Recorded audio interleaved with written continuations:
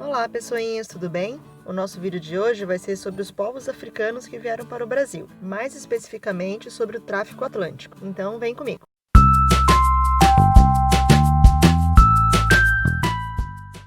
Bom, primeira coisa, precisamos saber de onde vieram esses povos, quais eram as suas origens. A região com maior número de saída de pessoas africanas escravizadas para o Brasil está na África Ocidental e na África Central. Você pode localizar aí no mapa. E se eles não saíram de um único lugar, isso significa uma coisa muito importante, que a primeira coisa que precisamos saber é que esses povos eram diferentes entre si. Eles tinham religiosidades diferentes, hábitos e costumes, etnias, enfim.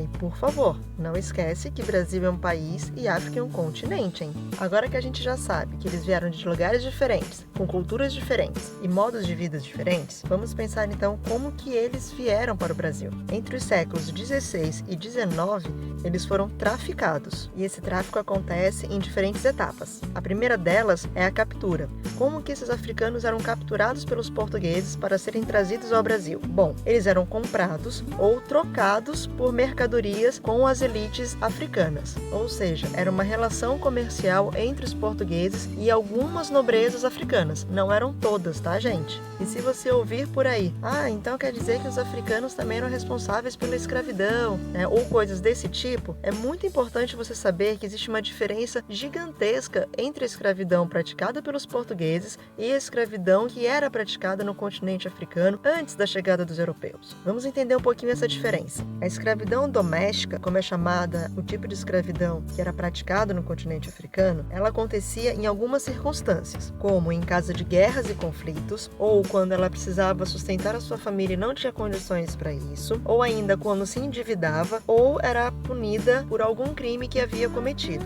Ou seja, eram condições temporárias de escravidão. No caso da escravidão moderna praticada pelos portugueses, ela era exploratória, baseada na violência e mercadológica, ou seja, os portugueses queriam lucro a partir dos escravizados.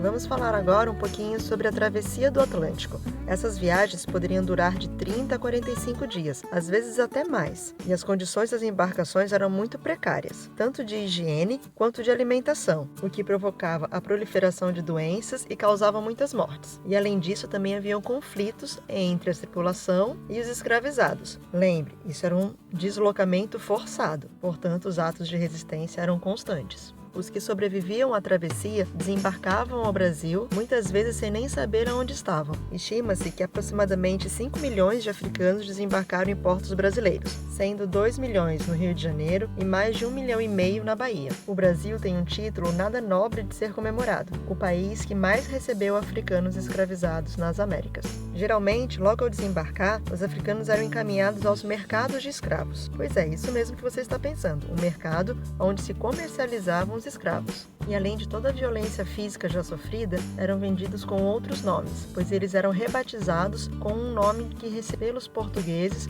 de acordo com os portos que eles embarcavam. Nas imagens abaixo você pode ver uma representação desses mercados. Essa última imagem é das ruínas do Cais do Valongo, no Rio de Janeiro, local de intenso comércio de africanos escravizados. Como você pode perceber, esse processo todo do tráfico do Atlântico é marcado pela violência, e não só pela violência física, mas também cultural, psicológica e emocional. As diversas formas de violência praticada é uma das peças do quebra-cabeça que forma a estrutura da sociedade brasileira. E se você quiser saber um pouquinho mais sobre a estrutura do Brasil colonial, assiste esse vídeo aqui. O tráfico atlântico deixou marcas profundas em ambos os territórios. Aqui no Brasil, como eu já falei para vocês, a formação da nossa própria sociedade, e no continente africano, devido aos conflitos provocados e incentivados pela ação dos portugueses em busca de escravizados. Espero que vocês tenham gostado. Se sim, não esquece de se inscrever no canal e deixar um gostei aqui no vídeo. Qualquer pergunta ou dúvida, pode deixar ali nos comentários também que a gente te responde. A gente também tá lá no Insta. Segue a gente por lá. Até mais e bons estudos!